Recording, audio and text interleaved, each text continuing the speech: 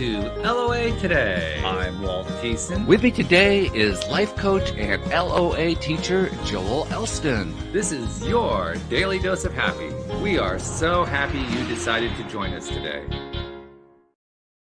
Joel and I were just chatting about what it's like to be in business and dealing with all the fun stuff that happens in business on a day-to-day basis. And most of it is actually pretty good, but every once in a while you have to deal with stuff that you don't like so much.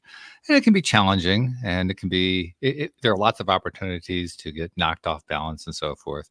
Of course, what we talk about a lot here on the program is all the ways to stay on balance. And we have a topic today that I think is actually going to address that directly because, Joel, you actually posted about this on Facebook and how you're taking a break from social media.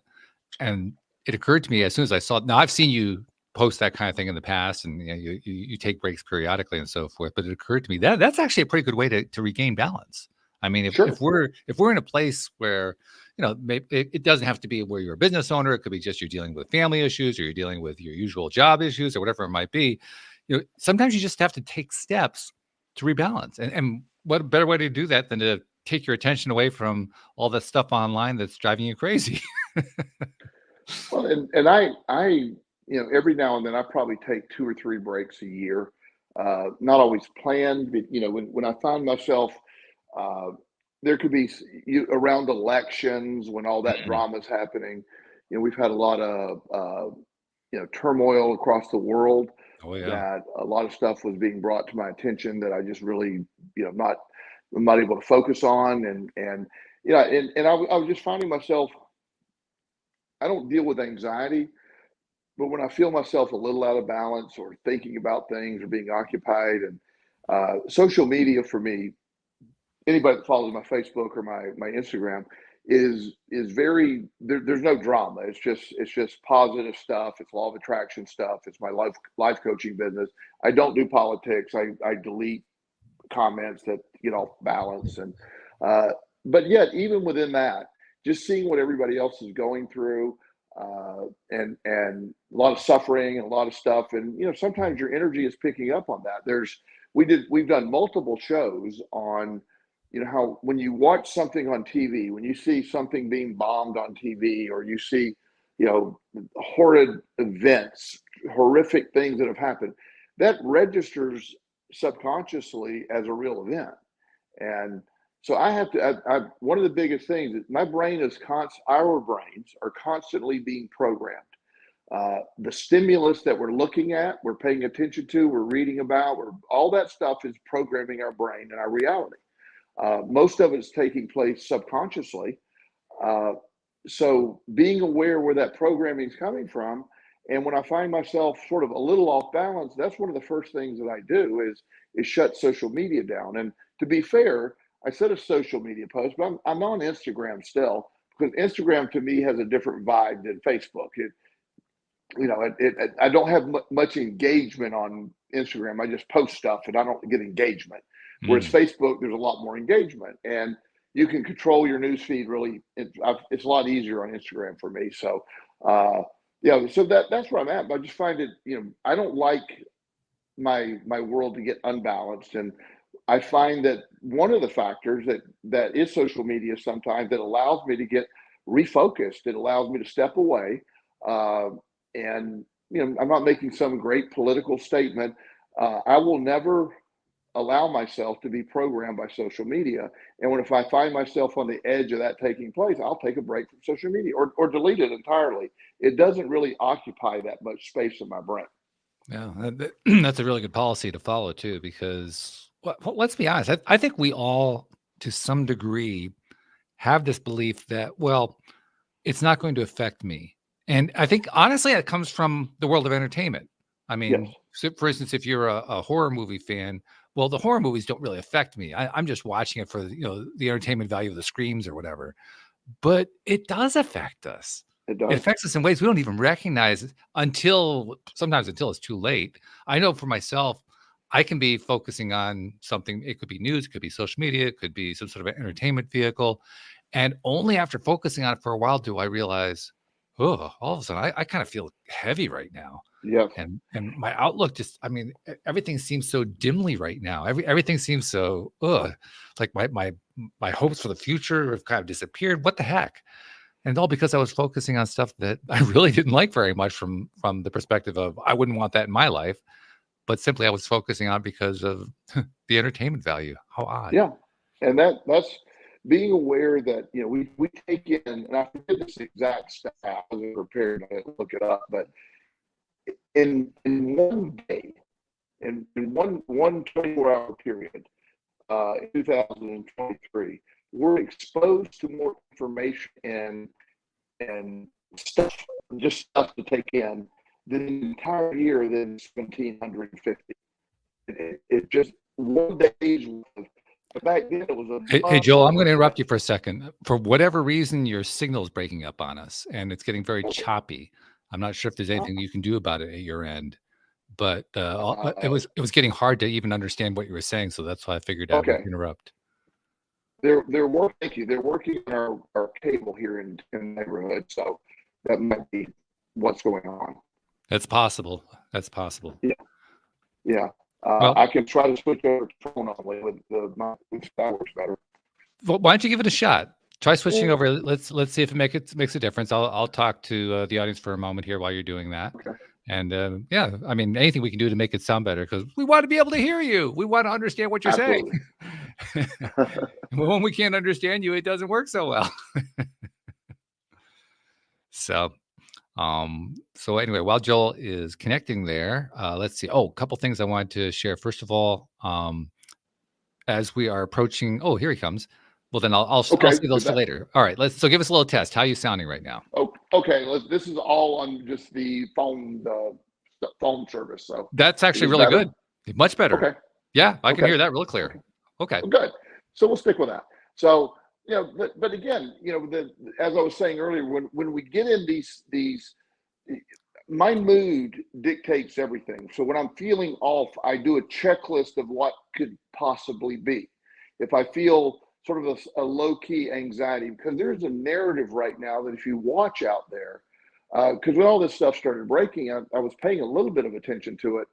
And, I find myself, well, what happens if this happens? What happens if this happens? Will World War III happen? And it's like, all of that is out of my control. And I don't need to place any energy toward it. And so I'm always on a news media blackout, but I'm on a double super secret news media, none of it now. Just like, Animal House, double secret probation. Right. That's what I'm on. So I don't partake at all. And in fact, a lot of well-meaning people who are often posting good stuff on, they believe, it's just a reminder of what's going on. So stepping away is a really good tool to measure where you're at. And if you have a hard time stepping away from social media, that should tell you something as well. That's a good point. Yeah. I mean, it could tell you a couple of things. It could tell you, first of all, you may have a little bit of an addiction going on. Yes. It could also tell you that you have allowed yourself to not only get programmed, but to get programmed into a track that is consistently against what you like and what you want and what you desire for your life. You could actually be working against yourself on a regular basis. Yes, because when you look at everyone else's stuff, and a lot of people will look at somebody else's postings, and everybody's posting these spectacular vacations or their brand new houses, brand new cars. Again, the old saying, you're watching their highlight reel, and you're watching the best of what's going on. So you start to have a feeling that everybody is somehow thriving or doing far better than you are. And that starts to chip away. How come this guy gets so lucky? Or how come this guy got a brand new car? And comparisons start, and that leads to, comparisons are really a quick way to resentment and expectations not being met, being angry with yourself. So social media offers a lot of quality stuff, but it also brings to the table stuff that we weren't aware of when it first came out. The world, I don't know if the world is better because of social media or not. I can, it's not my place to judge. I think I love information. I love what the internet has brought us, all this information. But social media has emboldened some extremes. It has Yes. taken people who needed to stay hidden and allowed them to not be hidden anymore and give their voice. It's the social media allows for extremists to, hey, I feel the same way you do, and let's start connecting. Then one isolated person runs into 500 isolated people who become a group of 1,000, and then it Yeah. grows. Right. Yep, and that's the way it works. There's Yeah. also, like you said, because it's a load of information that comes through. I was having a conversation just a couple days ago with a woman who was concerned about the great political divide, and I won't get into the divide itself. I'll just point out that's something that a lot of people are very concerned about. And I told her that, well, I'm a political science major, so I know something about political history and so forth. And I assured her that the political divide that's going on right now is nothing compared to what was going on in the 19th century. I'm sorry. Yes, Clearly. 19th century, right.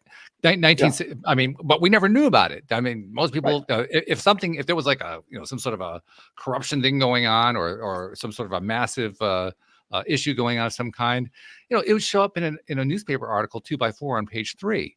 I mean, Yes. that's all you'd ever see about it. So you weren't inundated. Whereas today, with the 24-hour, 7-day-a-week news cycle, you can't get away from it. The same Completely kind of right. stuff, but it just kind of flows in continuously. It's Yes. a very, very different atmosphere. Yes. But if you actually look at the depth of the corruptions and the divides and the craziness that went on politically, my God, it makes today look tame by comparison. It's Well, just that and Americans yeah. didn't know about it.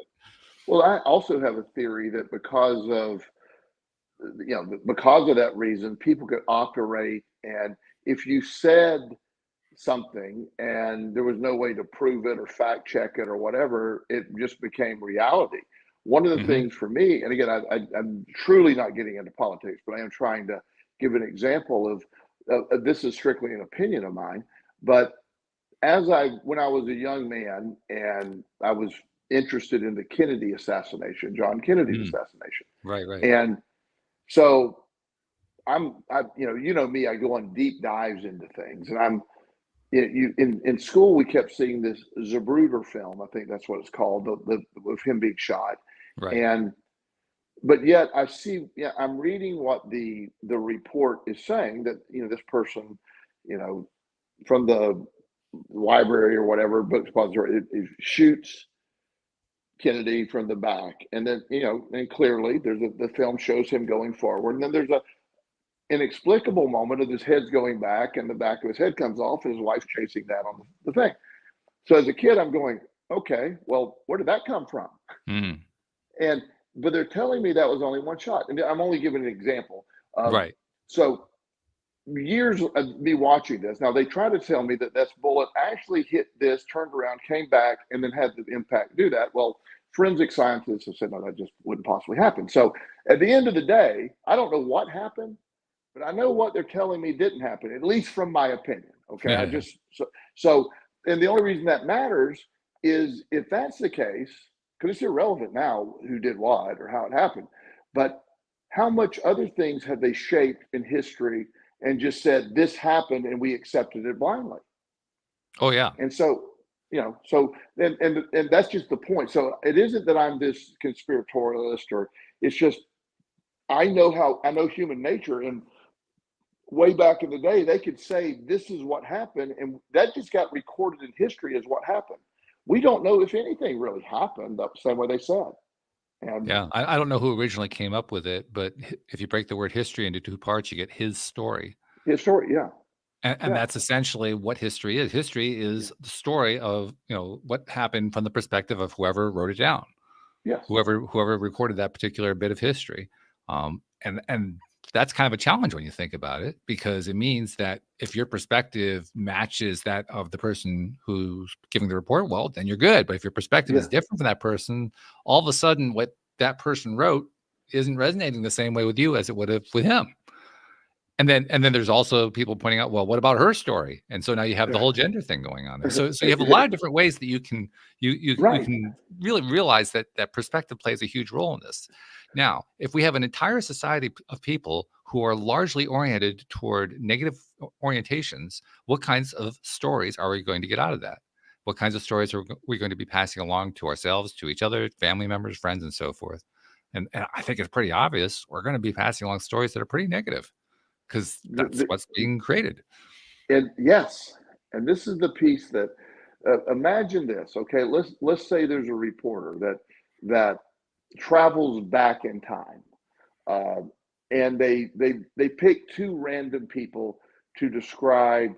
Tell us about the state of the world and your country right now. Mm. And let's say one of those people were me. I'd read that one, by the way. Yeah. I'm just saying, if you wrote that book, I'd read it.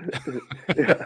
So, but I would tell this person, I said, we live in the greatest time of opportunity. We have access to all the information that ever existed. There's multiple opportunities to gain wealth. There's connection. We have, I would be pointing out all that's right. I have never felt so excited about the future. That would be my, and me, that's my scenario of what I believe is going on, and my reality matches that. Well, that's why I read it, because I know what I'm getting. When I'm getting, I would love. I'd be resonating like, oh yeah, I love this. Give me more. Yeah, but then the reporter then would go get someone else who is not happy with what's going on, and they would be saying, oh, the country's this, that, we're on the brink of doom. All this is going on. And then this reporter goes back to the future and publishes those stories. They're entirely different based on the perspective of the people you talked about. So as you're saying, his story, her story, as you're going back in time, a person is writing that with their bias. So again, we don't know what really happened. We just simply know what was reported. And that is not to upset anybody or create any drama. What I am saying is knowing that we're being programmed, and the people in corporations all have a bias, and being aware of that. And that's why it's, I'm the ultimate guy, march to the beat of your own drum. Figure out, get your information the way you want to get it. My reality is much different than many people's reality. And they will think that I'm naive or I'm denying the truth. I cannot stress enough. My personal reality is I am very healthy. I have an abundance. I have a great life. I love my life. I have a great career. I work with incredible people. That's my reality. It's not made up. It's not fake. I've created that reality to become my pure, real reality. And that's what's happening. Yeah, exactly it. There's also the fact that we all perhaps think of it as we're living in this time right now where all these things are going on. But in fact, there's a war going on way over there, and there's a terrible calamity going on over here. And then over here, there's a friend of mine who's just painted her house. And over there, there's one of my clients who asked me to fix their garden. And then there's the person over there who just lost his job, but the person over there just got a huge promotion. And you begin to realize, even in the current time, the diversity of stories is large. I mean, we're talking about a massive diversity of stories all going on at the same time. So here's the question: which one's the true story? And I think the answer is all of them. They all are. Again, the famous book that many people start the law of attraction journey with is called Think and Grow Rich. It's by Napoleon Hill. And the reason of that book, the whole point of that book, is he was commissioned to go. There was a group of people, quite a significant group of people, that during the Depression in 1930s or whatever that was, that became wealthy during the Depression. Mm-hmm. And it was a small group, but they became very wealthy. And he was commissioned to go find out why this elite group of people were successful, and while the masses were not. And the goal was to find out the commonalities of these successful people to be able to eventually teach that strategy. And Napoleon Hill interviewed all the giants of the day, and he said, he was looking for that one answer, and he said, I could find no commonalities. There were some really smart ones. There were some incredibly stupid ones. There were some very organized ones. There were some ones that just had no clue what was going on. he said some of them, had different management styles. Some of them, no matter what he came up, he couldn't find one belief or commonality until he found the one belief they all shared. They all believed they were going to be rich. Mm. That was the only commonality. And he concluded that's what started this way of thinking. It's the environment. They became wealthy during the worst time ever. They fought against the narrative that everything's shot. There is nothing. The economy's done.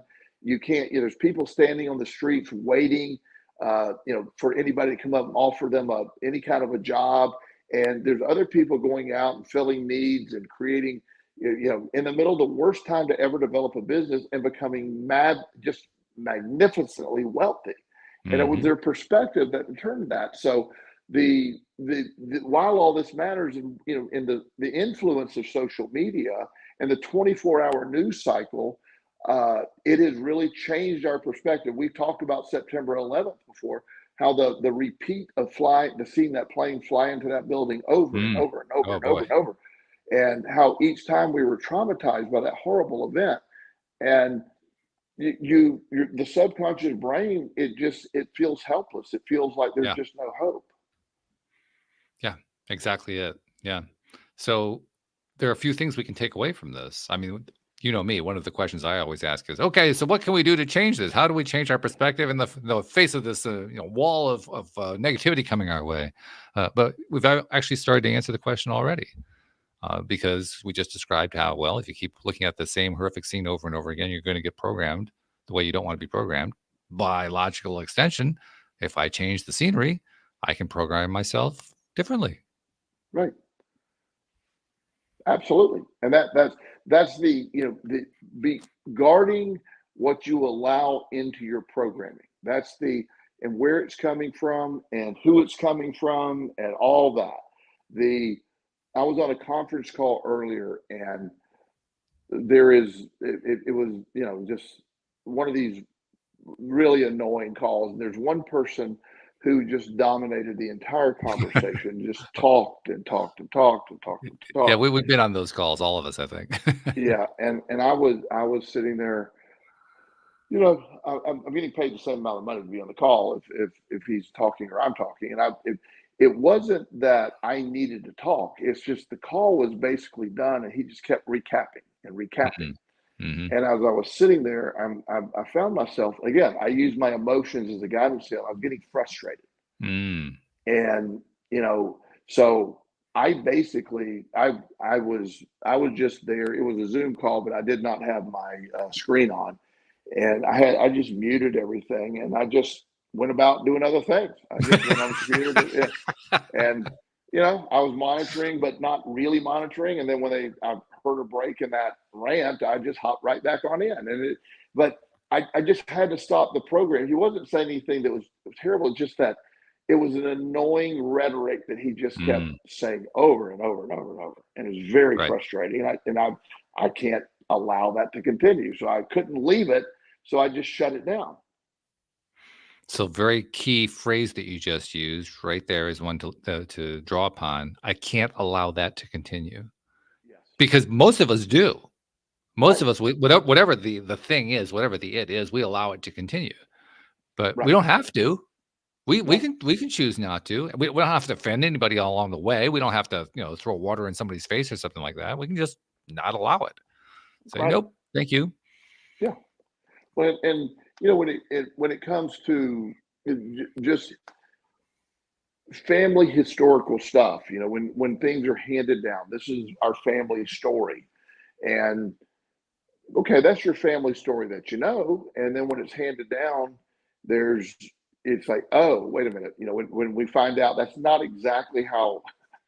That's how you've wrote it, but that's not how it really is, and it can take place anywhere. So that's the importance of, when you realize this isn't about saying that you shouldn't seek information, you shouldn't do that, but just understand that here we talked about this in various studies. This is what I love. If I'm constantly looking into studies into muscle growth and nutrition and all these things. there are, for every study suggested one method being a superior method, there's another study totally going the opposite way. I always love that. Isn't that something how that works? It is literally the opposite. And what they take out of the account of it, what, and science doesn't like this, we've talked about this, is it frustrates the scientific community. But the truth is, bioindividuality and beliefs play a big role in what happens. Mm. What my body requires to grow muscle and to get stronger, the same basic concepts are there, but it might be different than you.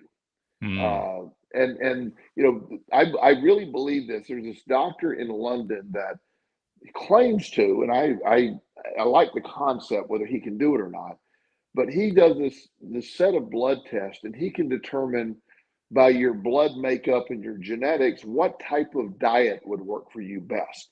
Where Mhm. would carnivore work for you? Would it be vegan work for you? Yeah.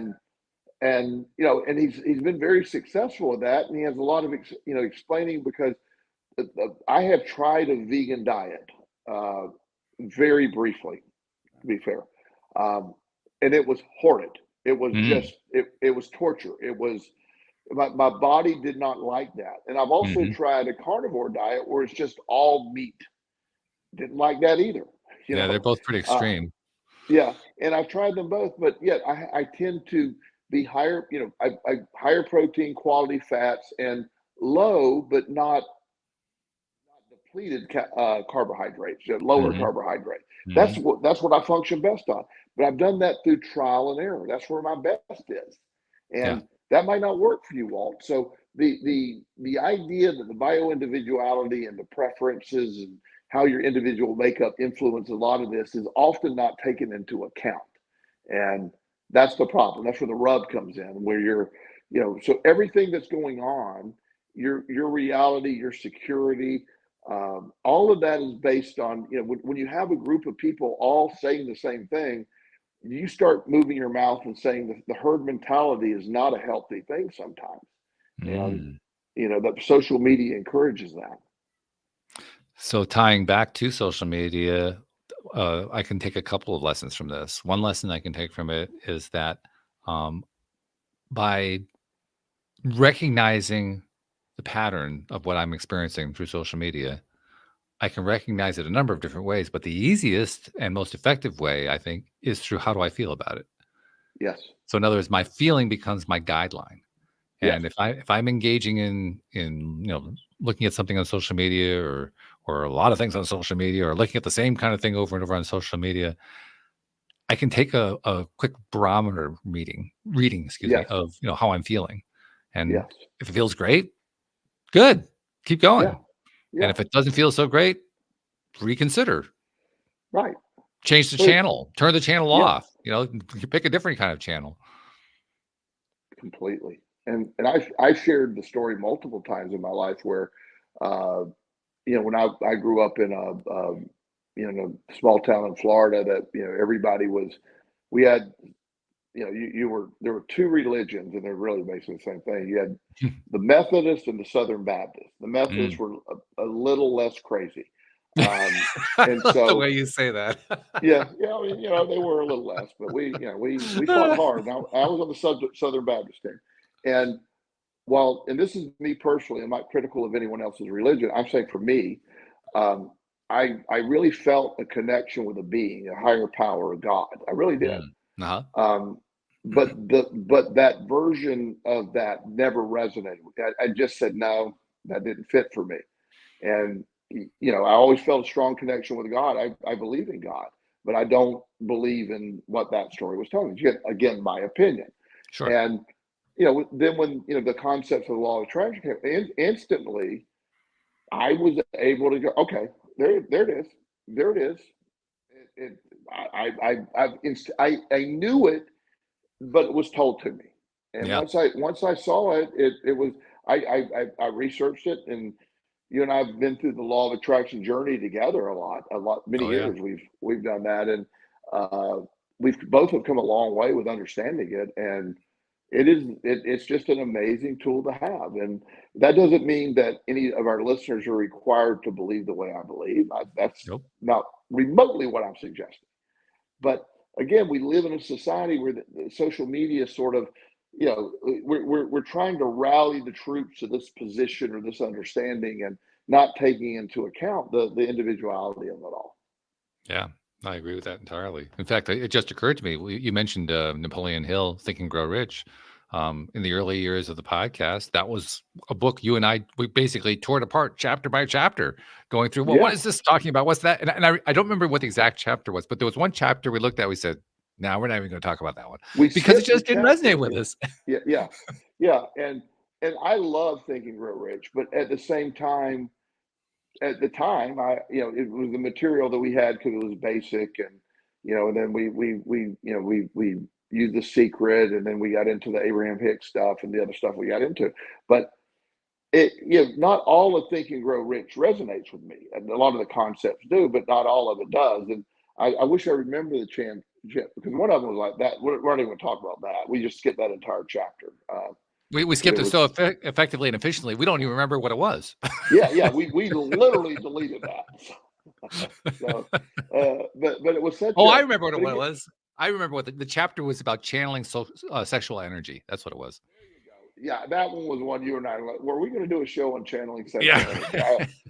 We'll just leave that one on the. We'll just pass that one. Yeah. Yeah. In fact, that chapter, it does not really fit the rest of the book either. So it doesn't. No, it's kind of odd. Yeah, it's like, okay, what were you thinking there when you wrote that one? It's like, not really sure. Yeah.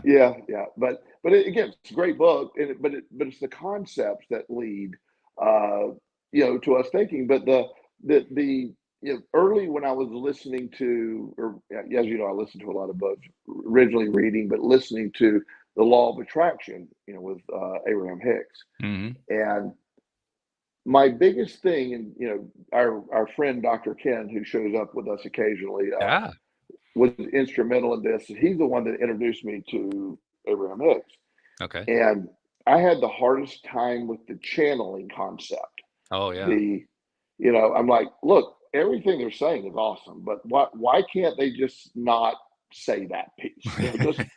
Just move on. And and he basically said, why don't you read the book and just don't, it's usually the introduction chapter, just skip that, right, and then read everything else. Just listen to it on the surface of what they're saying. Well, it was so on point with everything. I was able to do that, and then later it just dawned on me. I get the channeling. I understand the source energy. I understand it's the connection, and I truly believe in it all now. But it sort of kept me from believing. That's the one piece that kept me from buying into it. Early, very early. Yeah. And I think we all run into things like that when we find something new, some sort of resource that resonates with us on some level, especially if it resonates in a big way. But I can't ever think of anything that I've encountered where I agreed 100% with all of it. Yeah. And if I'd actually followed the idea, well, I don't agree with a piece of it, so I'm going to skip the whole thing, I would never have read anything. I'd be like the dumbest person on the planet, because I wouldn't have consumed anything. Well, and for a lack of a better term, with all the wonderful teachers and gurus of the law of attraction that espouse the law of attraction, they all have, it's not all the same, and some people have different views of it, and it's okay. I believe it's like everything else. It's what works for you. And one of the biggest things, and we've talked about this probably 100 times over the years, me personally, I've never been a big believer is I'm going to sit on my couch and manifest me a new life. Right. I've never been in that camp. I'm not saying it's impossible, but since I don't believe it's possible that way, it doesn't work for me. I'm an action-oriented person. I believe I need to set my goals, my intentions, and my actions need to match toward that. And that's how I manifest things in my life, taking action. And that's what works for me. I'm not denying that other people may be able to sit in their house and somebody stop by and drop off a $10,000 check. That may happen. But it's never remotely come close to happening to me. However, when it's never failed when I took action with intention. I'd never failed, ever. What I That's an important point. Yeah. Because the reason you didn't fail, like you said, is because you believed you wouldn't. Yes. And that's really important. So it's that's why all of this that we're talking about, and it started out with the social media, but it just also is how our brain is processing. And when you're around other people, the exchange of energy, or the exchange of ideas, or how there are some people who will just go along with the crowd because that's what they believe. Um, I work with uh, a few preachers that are roughly locally. I don't want to get too specific, but they're Sure. not far from here. And these gentlemen have been preachers for a long time, like over 20 years, Hmm. and they feel that their belief system is much different than when they started, and they Mm. don't like where their churches have gone, but Ah. yet they are they're a few years away from retirement, where they're going to be vested to get their retirement from the church. So they're Mm. having to stay in the church and stick to the dialogue, which they don't believe in. Yeah, And that's a hard way to live, it when is. yeah, but again, it's because the masses in the church, which pay the preachers, are saying, you will do our doctrine whether you like our doctrine or not. And Hmm. it's not that they're saying that, they're assuming he likes the doctrine or he wouldn't be doing it. But he's like, I cringe when I have to talk about these things. Yeah, yeah, that's a great point. Yeah. It also occurs to me that when we're talking about the influence of social media, and like you said, it really is influences coming from all kinds of sources, because social Sure. media is not the only source that we have that inundates us on a regular basis. When we're talking about these patterns of whatever it is that we're being exposed to, it's very easy to forget how much control we have over it. I mean, we've been talking here about a number of different ideas of, well, we can take control when we want to. We can change the program. We can do all this other stuff. But when we get out into the real world, we kind of forget that sometimes. And there are a lot of people who Yes. just don't even know it. Right. I think that's kind of what you were referencing when you said there are people who just kind of go with the crowd. Yes. I would call it a default behavior. Yes. I accept certain things by default because that's what I've always experienced, or that's what I've always heard, or that's all Yes. what's always been presented to me. And the reason I think this is an important thing to kind of harp on is I think about what has been talked about, where the RAS, the back end of the brainstem in the Right. back of our heads, is concerned, because what they've learned, what scientists have learned, is that is really where a lot of programming takes place, and the programming is based on where we give our attention. Yes. The example I always like to give is somebody who just went and bought themselves a new car. So for the first time ever, they bought themselves a Honda. They used to have Chevys and Fords, and they bought themselves a Honda. And suddenly, everywhere they go, there are Hondas. There are far more Hondas than there ever were before. Well, actually, there Absolutely. aren't any more Hondas than there were before, but because their programming has now been altered by where they're giving their Yes. attention, they're seeing a lot more Hondas than Yes. they were ever seeing before. Yes. So when I think about it from that perspective, I say to myself, wow, that's really empowering, because now all I really need to do is change where I'm giving my attention, and I'm going to get more of that thing in Right. my conscious awareness. So I literally can choose when I'm going to and what I'm going to reprogram myself to, simply by picking what it is that resonates with me better and then paying more attention to it. It really does Yes. work that directly, and the brain Yeah. reinforces it. The brain actually makes that happen for me. And that's why a lot of people find vision boards appropriate, helpful to be able to help program. Right. Uh, there's other methods as well. There's a thing called Mind Movie, where you create movies in your brain, playing things Yep. backwards and forwards. Uh, uh, there's a gratitude list. There's a million different ways, but all of those are trying to do the same thing. They're trying to program uh, the reprogram the areas that aren't what you want with new stuff, and it's really effective. And it's hard sometimes, because when you have a belief system that is, even if you're presented with absolute unequivocal is the word there, facts that just absolutely support the opposite of what you believe, you just want to argue with that. It just can't be. Mm. And when in reality, you have to accept things that, wow, I didn't know that. There's some assumptions that you have over the years, like, okay, I didn't know that. You got at some point just be able to say, yep, I'm wrong. I've been wrong with that for a while. I know for myself, one of the best breakthroughs I made personally was when I decided to stop fighting things I disagreed with. Yes. I don't always succeed with that, by the way. So I still sometimes end up fighting, but I do it a lot less Sure. than I used to. Right. And I don't even remember exactly how it was I made that shift, where that tipping point was. But wherever it was, from that moment on, boy, did my life get easier. Absolutely. I Yeah. mean, just so much easier. All of a sudden, all the stress, it wasn't gone entirely, but let's say it was reduced 80%. I Yes. mean, it's that dramatic a difference Yes. just because I decided to stop fighting. Yeah. Well, it's amazing when you do that. The idea that for so long when I used to use the word. I really became happy when I resigned from the debate team, because if you and I disagreed on something and I was convinced I was right, I would go to all lengths to prove you wrong. I really Sure. would. It would occupy my brain to death. Yeah. Right now, when you're wrong, Walt, I just let you be wrong. Mm. You're welcome. Thank you. Yeah. Yeah. I mean, I know it doesn't entertain your brain very often, but Yeah, well, I'll just move on from that. But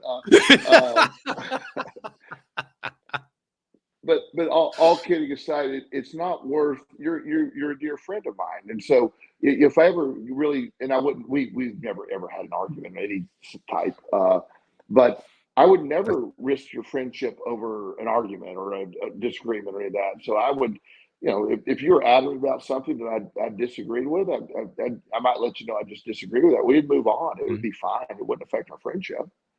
Yeah, I don't think we ever. Well, there have been times where we've disagreed about stuff, but I Sure. can't ever remember any time where it became heated. Oh, of course not. And I mean, the only ridiculous thing you like is baseball. Besides that,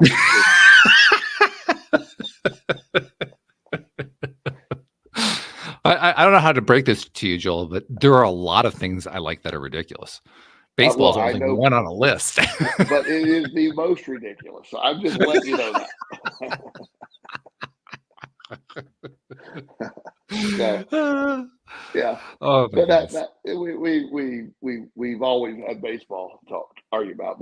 But all kidding aside, sort of the premise of what we're discussing, of all of this, and we get back to this. The last few weeks, it's almost become our regular thing to talk about. What we're talking about is the most effective thing is when you identify that your emotions are off, that there's an Yeah, anxiety, that emotional guidance scale we talked about before is your greatest tool in the law of attraction, life in general.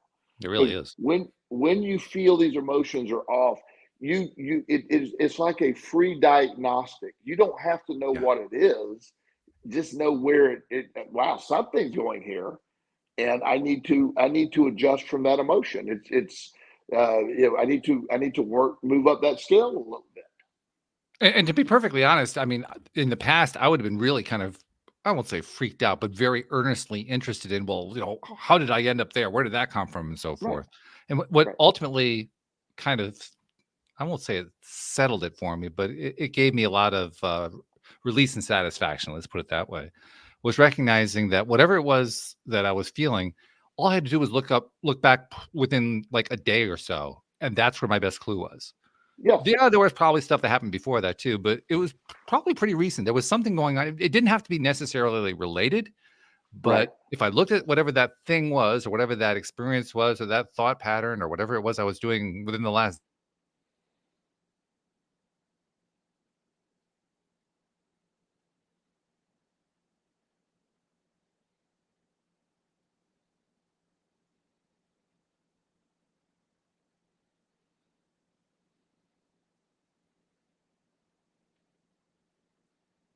Hmm. Well, that's not working. Hello? Hmm.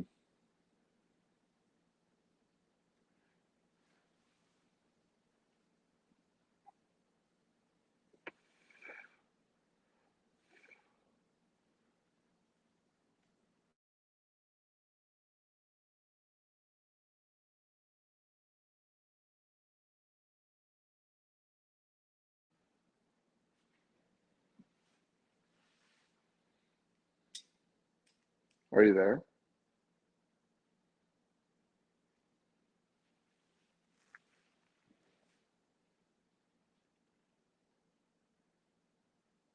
Hmm.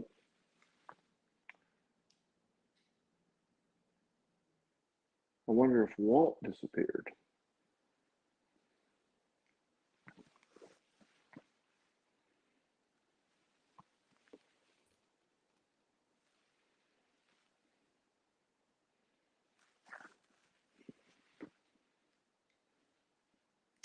Almost there. Can you hear me now? Yeah, what happened there? That was weird. I think my browser just went kablooey. I had to reboot the browser. Okay, well, I guess that's, are we back on the air? We are? Yeah. Well, we never left it. You were actually on the air all along. I was off. Okay. Yeah. Well, I So did ask you. when you were I saying, did. that's what everybody was hearing, but that's all right. Okay. I posed the question, if it was being broadcast, I posed the question, did Walt just disappear? I mean, so I didn't know everybody heard that, so I'm not crazy, but I was pondering, did you just just go to the next plane maybe for a moment? I don't know. I didn't know where you went. Well, but Scotty might have beamed me up. I'm There in you go. outer Something space, could you have know. happened. Yeah. But anyway, we're back. So, but this is, the beauty of all this is we get to do these things. You figure these things out, and at the end of the day, you're in charge of your reality when you figure these things out. You're in charge of your happiness, and using tools like shutting social media down, going on news breaks. If there's certain people that trigger you, it's okay not to be around those people, no matter who they are. Yeah. Yeah, that's part of it, isn't it? We need to give ourselves permission. Yes, We need permission to not engage with the people that aren't really feeding our soul. absolutely. That's important. We don't think we have permission to do that sometimes. We often don't. Yeah. And sometimes these people might be family members. Sometimes they might be Mhm. people that historically you thought, well, I can't do that. But you can step away from anybody that's not everybody's going to be on your side. Not everybody's going to get you. And if people aren't supportive, I used to believe that there was three classes of people were in your order. There's people that actually opposed you. There's people that were neutral, and those that support you. And my goal was to be neutral or supportive. Well, I removed those just neutrals, and I just have supportive because Mm. neutral doesn't bring me any, or I bring them value either. But having people that are your people around you that are in support of what you're doing, that do lift you up, that are rooting for you, so to speak. They're not not the ones that are just okay. Hmm. And it's really important because the people you surround yourself with, as I've always said, they have a greater influence than you realize of Yes. how they affect your life, because your belief system. I'm around positive people that are. I'm not with a group of people any longer that talk about other people. The Mm. group of people that I'm talking to are talking about next level stuff. What's next? The science of all this, excitement stuff. I don't have somebody that's gossiping about this other person. If somebody's in that orbit that in our group that starts that, they're out of the group. You don't talk about other people. Yeah. Yeah. Very good point. In fact, as you were describing that, I was just remembering an incident that occurred in the last week. I had a date. I was talking with this woman. We were just having some coffee and getting to know each other and so forth. And she made the observation that I seemed very comfortable in my own skin. And as Ah, soon as she said that, it instantly dawned on me, well, that's because of the podcast. yes, I've been doing this podcast for 11 years, a lot of those episodes with you. And as time has gone on, I've learned a few really important skills through the podcast. One of the skills I've learned is appreciating the value of perspectives that aren't my own. A second one that I've learned is I actually can take action in my own life to change my narrative, to change the storyline that I'm experiencing, to change my friends. I mean, like you just said, I can actually decide who I'm going to pay attention to by not spending time with certain people and spending time with other people. I mean, absolutely. I can make that selection. And the action of making that selection is one of the main things that helped me feel comfortable in my own skin because it gave me confidence. Yes. And that's one thing that I've noticed since we first started talking. Your confidence, you are far more comfortable in your own skin than you've ever been from the early part. Not that it was terrible back then, but you really just evolved. Uh, your skills as a host is just phenomenal. But the idea that yeah, you can, I'm all right with whatever. I don't have like people that would talk about me or criticize me or whatever. There's just no power in that to me anymore. Mm. It's something that I can't stop anybody from doing that, but I'm okay.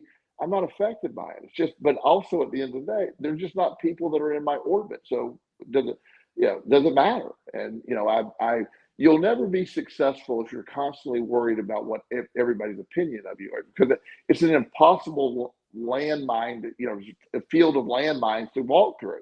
You can never do that. You just have to say, look, these are my people. They're on this journey with me. Not everybody's going to get us. We won't have to. I don't have to everybody agree with it 100%, but at the same time, I don't need a battle of, everybody's pulling in a different direction. It's just life's too short, and so many people do worry about what random people think about them, which I find Mhm. fascinating. Just a random person can upset you is baffling to me.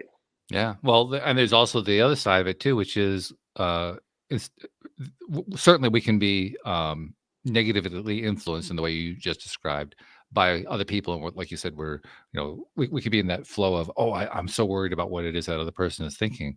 But another way that the same kind of issue can manifest is I'm beating myself up all the time. I can never Yeah, please myself. I can never. My perfection level is so high that I'm always, questioning my own my thought process, my achievements, my things that I said.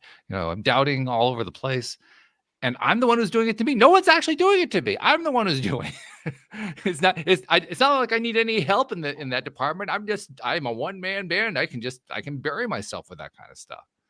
It's yeah. amazing. So I'm not Well, sure which is even worse, to be honest. Is it worse to beat yourself up or to let somebody else beat you up? yeah, I think it's equally bad. The, but the also one of right in that same ballpark of beating yourself up is making assumptions that other people are thinking a certain way, Yeah. so here's a good example. This lady friend of mine, we have a casual relationship over the years, very very compatible, and but again, it's very casual, and it's Mhm. not it fits well.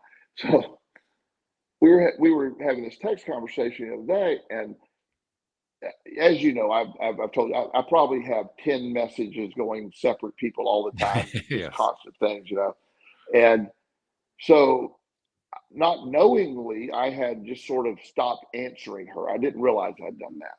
And Mhm. so she said, did I say something that upset you? And I go, what? No. And she goes, okay, what are you thinking right now? And I go, I'm thinking about glucose disposal agents, and I'm researching how they affect. And she said, what? I said, well,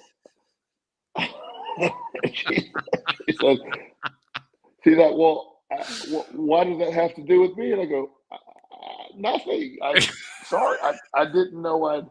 Again, she had thought I just stopped talking because something she had said, Mm, and I just had so much. I didn't realize I was her her statement. I didn't know needed a follow up, so to speak. right. And Yeah. then I said, just understanding. I don't. I'm not operating in an orbit where I would ever play a game like that. If something Mm, upset me, I would tell you I'm upset. I'm not operating like that. Trying to measure my brain by what your brain's thinking will never work out, because my brain, thank God, your brain is not like my brain. Um, I'm not sure which way that thank God goes either. It could be either way. I'm not sure. yeah, yeah, but I always tell somebody this is a full time job up here. This is a full time job up here. So uh, I love it, but man, there's days I'm like, can we take a day off? Is there Yeah, any? right? Yeah, it's a great brain, but a day off would be fantastic sometimes. But all kidding aside, you there's people that make assumptions and they get upset about assumptions that they don't really know. And that's all of that same avenue is, you know, sometimes people are upset with you. You never say anything. They're just assuming you're thinking something based on what they would have said. Yeah. Yeah. Assumption, boy, that can get us into all kinds of trouble. Oh. Well, and assuming that people think of the world and think of things, you know, I love that statement. You know, you can't expect you from other people. Yeah. You can't expect I love that statement because I don't expect anybody to be thinking like I'm thinking. I just, you know, unless you're, you know, an ADD 14-year-old boy that's my most connect. Hey, I relate to those guys the most. We have the crazy conversations, but because my clients are like, yeah. But you know, a lot of people, it is something that they wouldn't really understand how my brain works. So assuming that I must be feeling, if I'm very clear, if I'm upset with you, or there's something bothering me, I will send you a message and say this hit me the wrong way, or I will not. I don't play any games whatsoever. But also, nothing upsets me, so I don't ever have to do that too much, you know. But not most people don't do that. Well, I'm asking myself, so what is it that people do? And I'm realizing they do a lot of different things. I mean, there are certain commonalities that we have, but I've also come to realize, I mean, just from interviewing all the different people I've interviewed here on the podcast, as much as I like to try to find commonalities among things that they say and you know, shared ideas and so forth, my God, they're all completely different people. Sure. I mean, like dramatically different. Yeah. And the moment that I'm trying to compartmentalize them, all I'm really doing is confusing myself. Right. And we've you know a few times, several times we've interviewed people, and we've had some really interesting guests. And Oh yeah. you know, I love everybody's opinion. I love that. But everybody's very different. Everybody has their own thing. Even though we all sort of agree on the concepts of the law of attraction in general, that you wouldn't be on the show if you didn't. But how we got there and our beliefs within that are vastly different sometimes. There's Yeah. and I'm good with that. It doesn't in any way affect me. You know, and yeah, I won't argue with people because I accept their belief system is working for them. It does. I don't think there's this exclusive contract with the law of attraction that only works this way. I think so much of your own belief system plays a role in the energy you're putting out, and it's just you that is the connection that we make. And you know, and it's really with all that we have going on, the country and the dividedness and all that. We're being told that's out there, but my day-to-day operation, there's none of that going on. I don't run into that at all. I'm not looking for it, but I find, you know, very caring, kind people. There was this Instagram story. I love this story. There's this guy goes around and he's trying to help homeless people out. And there's this young man like 2 days ago, and he very young guy, like 18, and he's been on the street since he's 17. I think one of his parents died, and he had nowhere to go, and he had no family. He's not a drug addict. He just tried to live on the streets. He's clearly in shock. And this guy who does this, you know, he does this on Instagram. He, you know, gave him $500 and said, "Let's get you a hotel room and let's figure out what to do."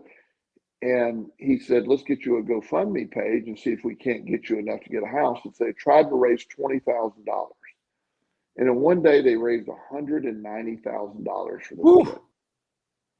Wow. And, you know, that didn't make the news the other day. That didn't make the news that and you know, this is a crazy idea. There were some Muslims that gave money. There were some Jewish people that gave money. There were some black people that gave money, transgender people.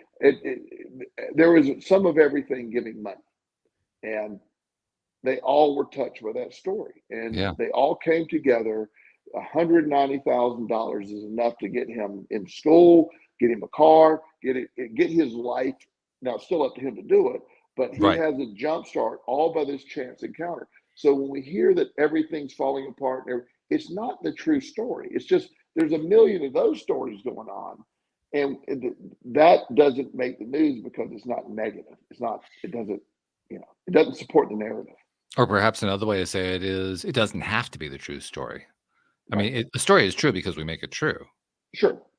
right? So that means we can make whatever story we want true, Right. which is just a mind shift. I say just Yeah. as if it were a minor thing. Yeah. Just a mind shift. Just a mind shift. Yeah, that's all. Just Yeah. change your entire way of thinking for a moment. Yeah. Yeah. Well, and that's the thing. I was talking to this neurosurgeon the other day about, he's strictly a surgeon. Hmm. I don't mean that meaning. I mean, what does that mean? I mean, he's an incredible surgeon, he's a neurosurgeon, hmm super smart dude. But I'm talking about the subconscious, and all the other stuff, and he's like, look, I'm working on the hardware. You're talking about the software. Yes. And I'm like, that's a really good point. He goes, I'm an expert of the hardware, but I know nothing. Clearly, I know nothing about the software. And hmm so hmm I just thought that was such a really cool take that, Yeah. he said, the hardware, I got that. He said, the software is the hardest part. He said, you work on the software. That's the hard part. I'm reminded of the old discussions from the 1980s, the early age of the personal computer, and how Bill Gates ended up trying to ultimately creating Microsoft Windows after he had created Microsoft Word and a few other apps. But Windows was where he was trying to get to, and he basically worked an agreement so that Intel would have all the hardware side and he would have the software side, and the people at Intel thought they had the better end of the deal. Yeah. And he thought he had the better end of the deal. Yeah. While both did well, Bill did better. Yeah, I think he kind of won that race. Yeah. Yeah, he did. So, but again, I like today's topic because it just so much of we can boil it down to a couple points here. But your perspective dictates your reality, Yeah. and your emotions are a guidance scale. They tell you where you're at. Knowing your emotions, and when you need to take a break, when your mind and body doesn't feel right, eliminate, find out what it is, eliminate, just keep eliminating till you find out what that is. And it's a great way to live. Our reality is, fantastic. I'm not saying this just because it's a standard statement you would expect me to say, but I cannot imagine. I have the perfect life. I love my life, and Mm. I built that by building my perspective of having the life I love.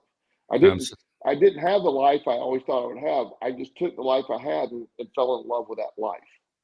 There's a topic for next week's conversation right there. But I'm so glad that you have been sharing that life with us and sharing it with me over the years, especially. I take so much value from that. So thank you very much. And I'm looking forward to next week's conversation, whether it's on that or something else. I don't know what we'll talk about next week. We should figure it out. Okay, buddy. It's all good. So thank you much. Thank you, podcast listeners everywhere. We will see you all next time here on LOA Today. Goodbye, everybody.